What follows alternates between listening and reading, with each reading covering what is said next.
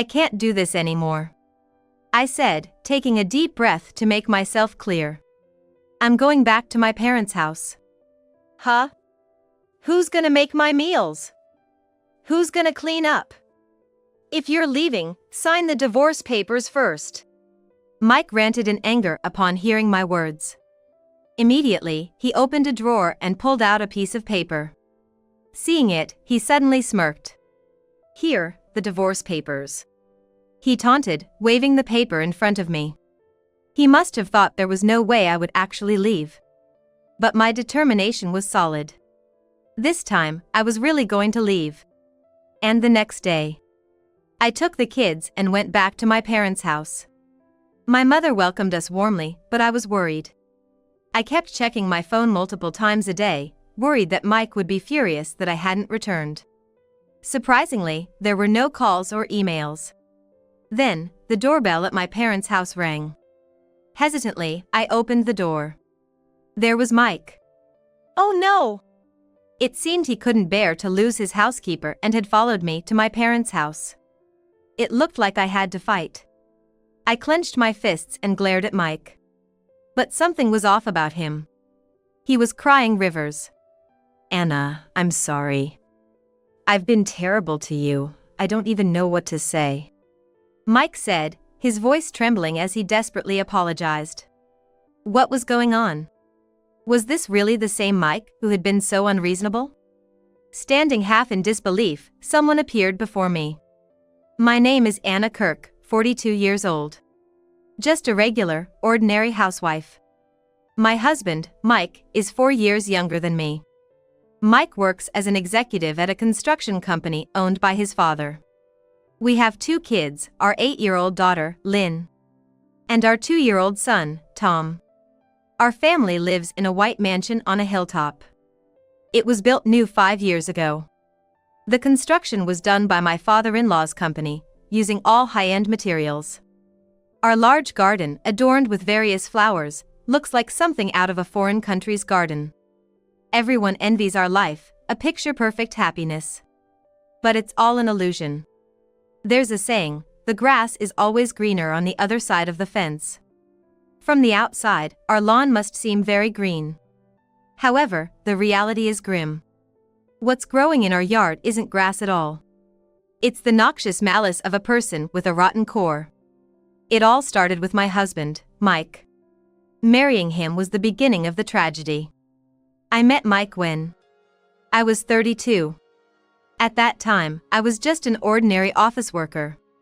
I was starting to think about getting married, and just then, I met Mike through a friend's introduction. Mike was always kind, never without a smile. He was a good conversationalist, knew all the best places and fun activities, and I quickly fell for him. He was an executive at his parents' company, living well. Rich and with a good personality. It was hard to believe he didn't have a girlfriend. I doubted it many times. I even accused him of playing a prank on me or suspected it might be some sort of marriage scam. But Mike always denied it. And then, he would whisper words of love to me. He truly cared for me. I started to feel truly loved. Mike proposed me. I was over the moon and we got married right away. My mom was thrilled too. Actually, my parents divorced when I was young, and I was raised by my single mother. My mom had struggled to raise me. I thought I could finally give her some peace of mind. That's all I was filled with back then. So, I was completely oblivious to the tragedy that was about to unfold. It happened right after we got married. Mike came home from work, changed, and sat at the dining table. What was laid out on the table was a hamburger steak I had put my effort into making.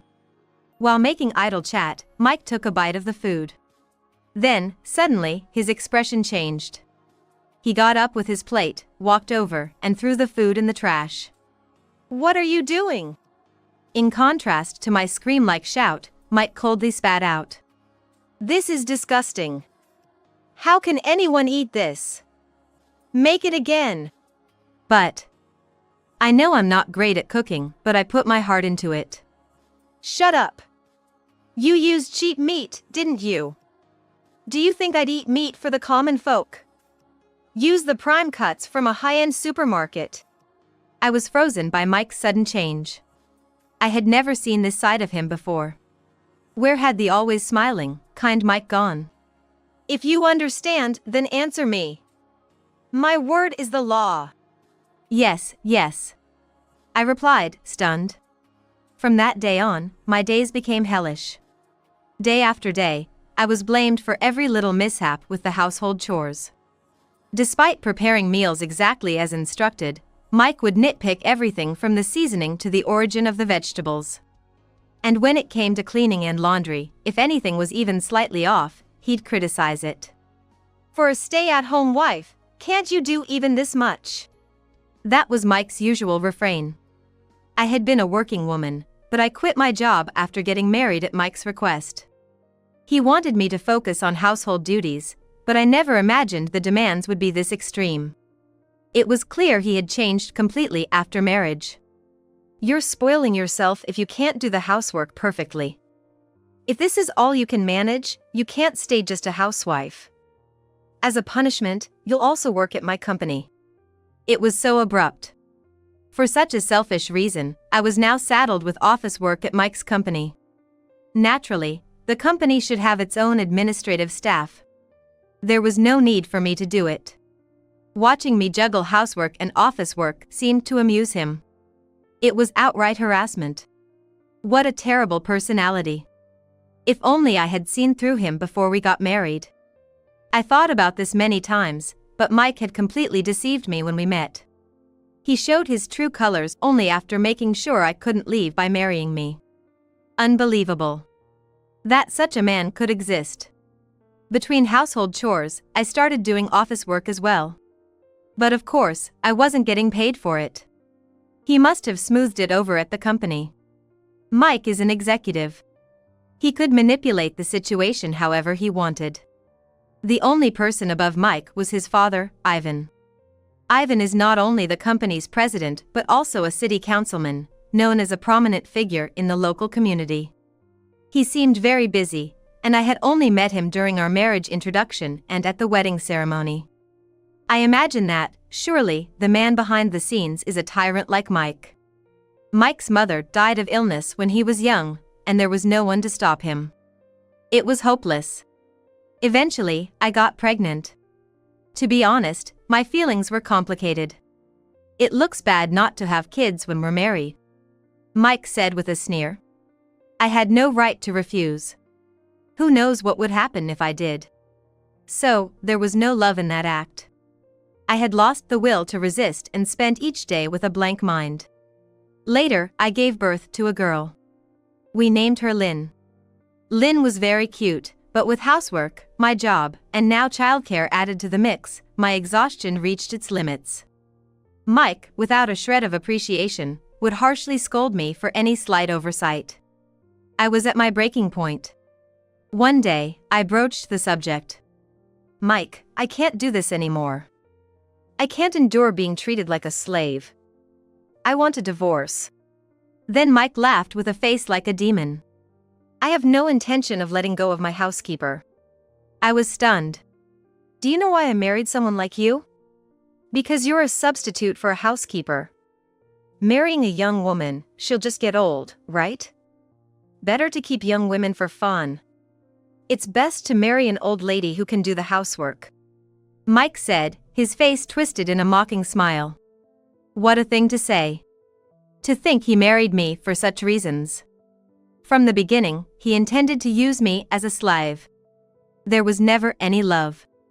Anyway, what are you going to do if we divorce?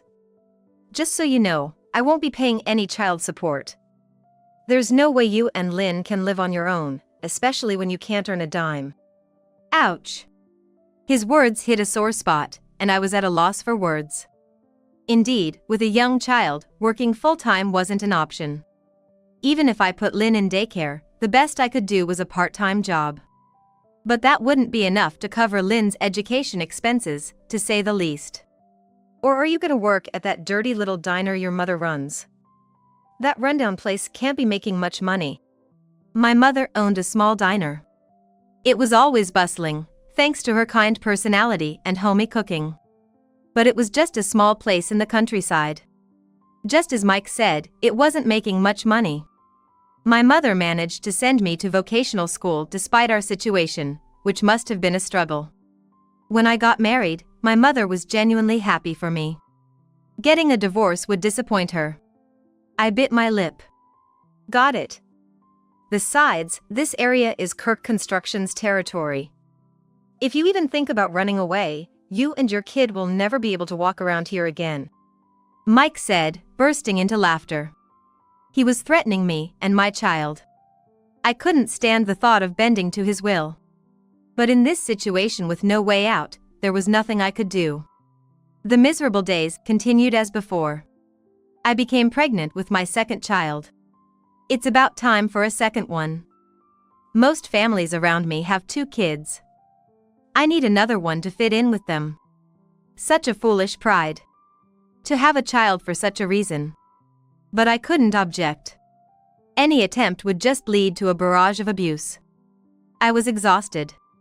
In all this, Lynn was my only ray of hope. She had turned 8 years old. She was so adorable, truly the apple of my eye. Having Lynn made me deeply understand what it means to love someone more than life itself. My only worry was that she was too quiet. She had never shown a rebellious attitude. Always with a straight face, listening to whatever her parents said. She was a good kid, but sometimes I thought she could show a bit more childlike spirit. Maybe it was because of living in this house. Lynn was growing up in a more comfortable environment than my own childhood. But she might always be tense, living in the charged atmosphere Mike created. I was filled with frustration, wanting to do something for her. Amidst this, I gave birth to our second child. He is a boy, we named Tom. Tom cried a lot at night, a habit that didn't change even when he turned 2. I was always sleep-deprived, juggling Mike's company work on top of everything else. Housework, job, and childcare. I was completely exhausted from all these. Then, one day it happened. I was doing data entry for Mike's company as usual. I had planned to finish it by noon, but I must have been more tired than I thought. I accidentally fell asleep. By the time I realized, it was too late. "Hey, is that data ready?" Mike immediately checked on it. "I accidentally fell asleep and haven't finished it yet." "I'll do it now." What? What have you been doing? I told you I needed it immediately.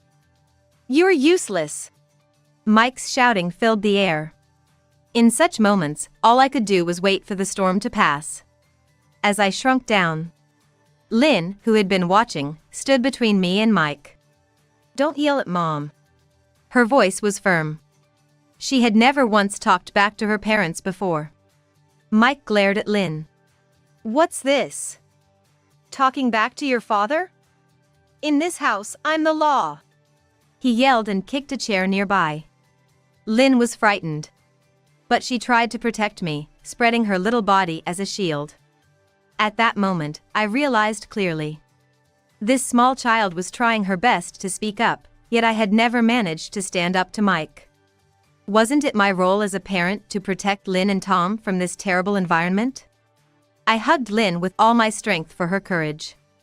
Then, looking straight into Mike's eyes, I spoke clearly. "Enough. How dare you direct your anger at such a small child? I can't do this with you anymore." After a pause, I declared. "I'm going back to my parents' house." Hearing my words, Mike began to rant in anger. "Huh? What about my meals? The cleaning? If you're leaving, sign the divorce papers first." He immediately opened a drawer and pulled out a sheet of paper. Seeing it, he suddenly smirked. "Here, the divorce papers." He taunted, fluttering the paper in front of me. He must have thought there was no way I could leave this house. Mike quickly signed the husband's section. "There, I signed it. You don't have the guts to submit it. Once you leave here, you'll just go back to being poor. You can't make Lynn and Tom live in poverty, can you?" He said, laughing proudly. "You can't do anything anyway. Understand? Don't go against me." Got it. Mike spat out in a harsh tone and left the room. I collapsed, sitting down on the spot. I had finally said it. My body started shaking. Lynn quietly spoke to me in that moment. Mom, it's okay. Even if we're poor, it's fine. Watching you struggle every day has been really hard for me. I thought if I was a good girl, things would get better, but they didn't. So, I think it's better if we leave. Lynn. I had always thought of Lynn as just a little girl, but she understood everything about the adults. I had always thought I couldn't subject my children to a life of poverty. But more than that, keeping them in this environment is dangerous. The words I had let slip were leaving. I'm now determined to act on them. I can't just give up.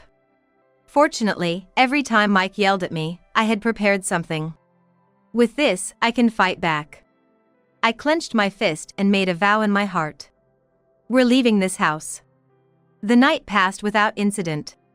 Mike went off to his company, Lynn to her elementary school. Left in the house were just me and Tom. I sorted through our belongings, packing only the essentials. Holding Tom and carrying a Boston bag. Goodbye, I murmured, opening the door of the house and stepping outside. The luxurious mansion and the expansive yard meant nothing to me. They were as good as a view of hell. By my own will, I bid farewell to this life. I then headed straight to the municipal office and submitted the divorce papers from the night before. After everyone had gone to sleep, I had immediately signed my section. It was anticlimactic. To think divorce could be so simple. Then I went to a cafe near the elementary school and waited for Lynn to finish school. In the evening, when I saw Lynn, I called out to her. She seemed to understand why I was there, and what it meant for me to be holding a Boston bag and carrying Tom. Holding Lynn's hand firmly, I took my 2 children and went back to my parents' house. Oh, what's the matter? All of a sudden? Seeing me with luggage and the kids, my mother was surprised. Mom, I. The moment I saw my mother's face, my tears started to flow. I hadn't planned on crying. Without saying anything, my mother warmly welcomed us. Sitting in the living room, we drank the hot cocoa she made. As I calmed down a bit, I began to share a little about my married life. After listening to me, my mother was silent for a while. So that's what was happening. I was worried because there were times when your voice sounded so lifeless. I thought I had hidden it well. What are you talking about? You probably just didn't want to worry me and kept it all to yourself. How silly. My mother saw through everything, as expected. You're not alone. You shouldn't hesitate to reach out when you're in trouble. That's right, Mom. I'm on your side, too. Hearing Lynn's words, my mother murmured with admiration. How reliable. That's right. I had completely forgotten because I was so dominated by Mike, body and soul. I have such dependable people around me. Realizing this almost made me tear up again. Then, my mother turned serious again and said, speaking of reliable people, there's someone else who can help you, Anna. Then, my mother turned serious again and said, speaking of reliable people, there's someone else who can help you, Anna. Who? Call this number. Saying so, my mother took out a business card from her bag. It read Ivan Kirk, president of Kirk Construction Company, Limited. My father-in-law. Yes. Yes, as in Mike's dad. He'll probably just care about appearances and yell at me. Just make the call. My mother said, leaving me wondering what she meant. Skeptically, I dialed the number written on the business card. Why did my mother have Ivan's business card in the first place? Hello? Ivan answered the phone promptly. Nervously, I began to speak. Is this my father-in-law? It's Anna. I have something important to discuss. Do you have a moment now? I then recounted everything that had happened, reporting that Mike and I had divorced. Ivan was speechless. What followed was an unexpected turn of events. Days passed. I grew worried that Mike might be furious for not returning home. Surprisingly, there were no calls or emails. "You spoke to Ivan, right? It's going to be okay." My mother reassured me brightly. But still, my anxiety remained unchanged. Then, the doorbell at my parents' house rang. Hesitantly, I opened the door. There was Mike. Oh no. It seemed he couldn't bear to lose his housekeeper and had followed me to my parents' house. I had to stand my ground. Clenching my fists, I glared at Mike. But something was off about him. He was crying like a waterfall. "Anna, I'm sorry. I've been terrible to you, I don't even know what to say." I couldn't understand what he was trying to say. Was this really the Mike I knew? Or was it an act? Behind him was Ivan. Ivan, my father-in-law. "Anna, I'm so sorry," Ivan said, apologized sincerely. Oh, Ivan came too. "It's awkward to talk here, why don't we go inside?" My mother suggested, and we moved the conversation to the living room. "I really don't know what to say, my foolish son has done something terrible." Ivan kept apologizing profusely, while Mike stood by, his face pale, tears streaming down. I never expected such a situation. I had always thought Ivan was just like Mike, two-faced and cold. But I was wrong. When I called Ivan, as my mother had suggested, he immediately said, "Anna, your mother has been nice to me always." When we talked to them, we found out a surprising fact. To my surprise, Ivan was a regular at my mother's diner. He always shared his work troubles and daily happenings with her. Always ending with, "Please, keep this conversation between us." As the president of Kirk Construction, he couldn't show his vulnerabilities to anyone. The only place he could be himself was at my mother's diner. After hearing my story, Ivan was furious. And immediately confronted Mike. At first, Mike denied everything. Of course, he would want to keep his mistreatment of me a secret from Ivan. Especially since he had always tried to appear as a respectable person in front of Ivan. He has been playing the role of a man of good conduct, worthy of being the next president of the company. But I had emailed Ivan a piece of evidence that could be considered definitive. Recordings of Mike's verbal abuse towards me, which I had wisely made. The recordings were full of unbearable insults. Hearing them, Mike went pale, realizing he had no excuses left. He was silently trembling. Ivan's anger was far from subsiding. Ivan wasn't the kind of unprincipled person Mike was. He truly had a heart. He brought Mike here today to make sure he apologized properly. "I'm truly sorry, I've stripped Mike of all his positions. Starting today, he'll work from the bottom up, almost like a part-timer. I'll retrain his twisted attitude." Ivan cast a sharp glance at Mike. Mike, once again frightened. He seemed to have been severely scolded on the way here. It must have hit hard for a grown man to cry like this. I spoke quietly. "Mike, I don't feel sorry for you. I will never forget the way you've treated me. Your apology doesn't heal the wounds. But time doesn't go backward. So at least, from now on, change your attitude. Not just outwardly, but truly appreciate and show kindness to others from your heart. That's my wish." Mike could only cry and nod in response to my words. I said what I needed to say. Then we discussed child support and decided to part ways for the day. After Ivan and Mike left, I felt a wave of exhaustion wash over me. Everything was finally resolved. I could finally relax. But it was too soon to take a breath. It wasn't over yet. Afterward, I started working at my mother's diner. I couldn't just stay at home doing nothing, and I wanted to help my mother now that I was living here. Plus, there was Tom. Putting him in daycare and working elsewhere would cost money. Working at the diner allowed me to keep an eye on Tom while I worked. I worked on improving the lunch menu to attract more customers.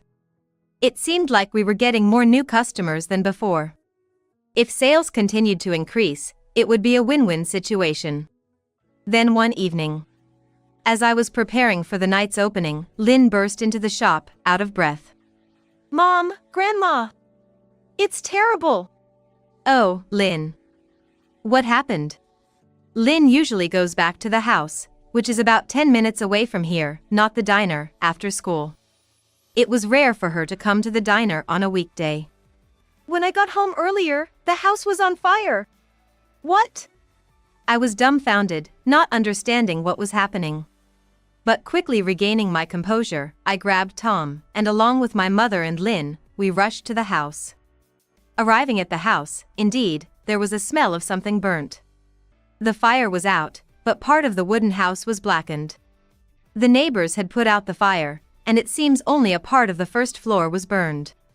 Relieved, we then heard shouting nearby. What are you doing? Let me go.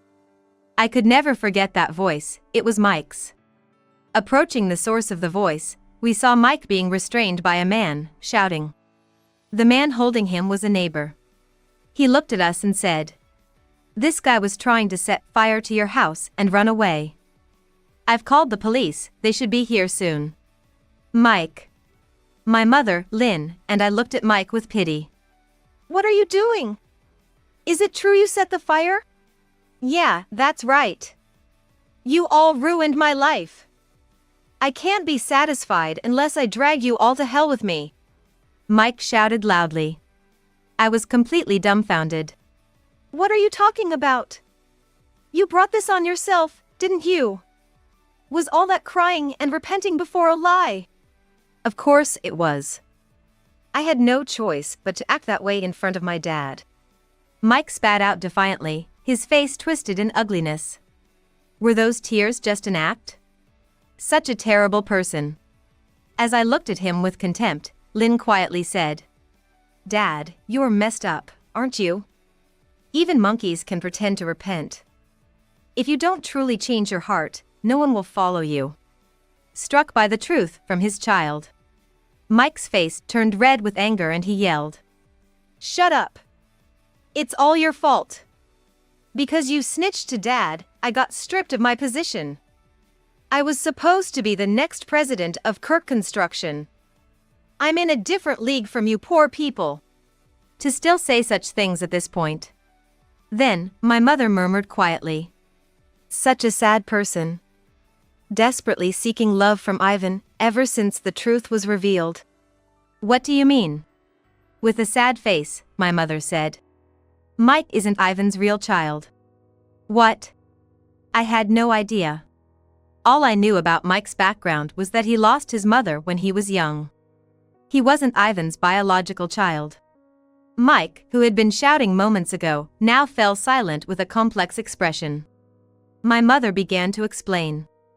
I heard it from Ivan. He and his late wife couldn't have children, so they adopted Mike. But when Mike was in elementary school, his wife passed away. That's when Ivan told him the truth, that he wasn't their biological child. From then on, you changed. You lost your childlike innocence and became a well-behaved, seemingly perfect child, but only on the surface. After a pause, my mother continued. Ever since you learned you weren't Ivan's real child, you've been overly trying to prove yourself worthy of the Kirk family, showing yourself in a better light than necessary. But such a state couldn't last forever. That's why you took out your frustrations on us, Anna, as a way to relieve your stress. So that was it. Mike's extreme verbal abuse. Enjoying my reactions to his insults.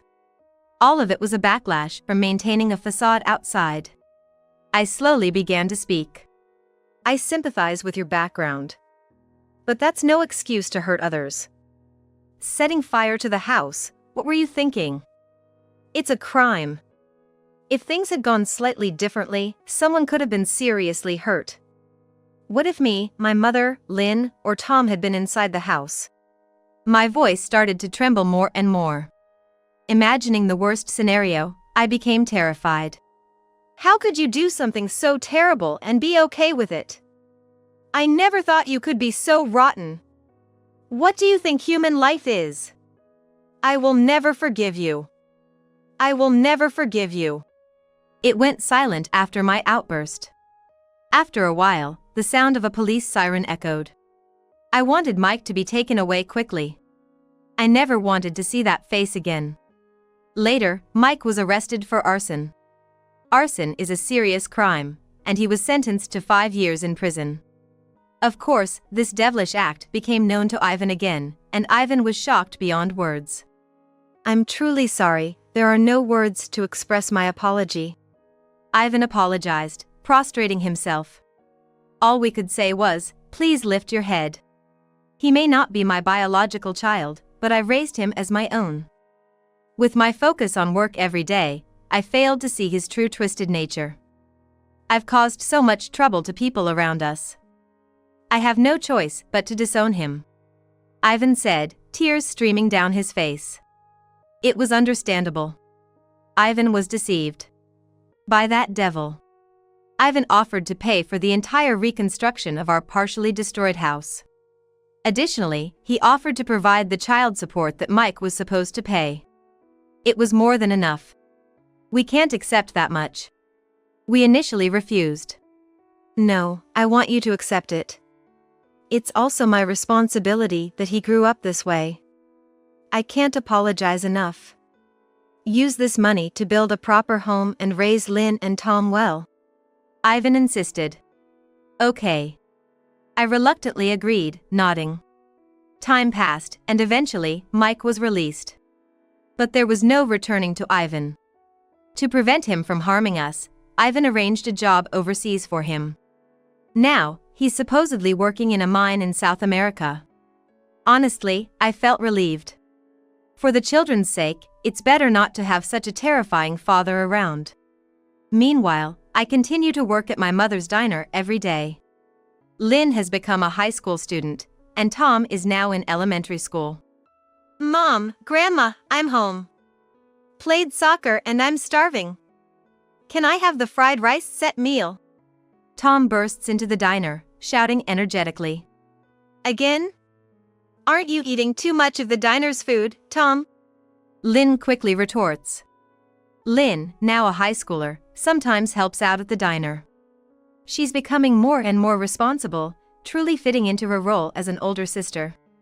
It's fine, I'm just making sure the taste hasn't dropped.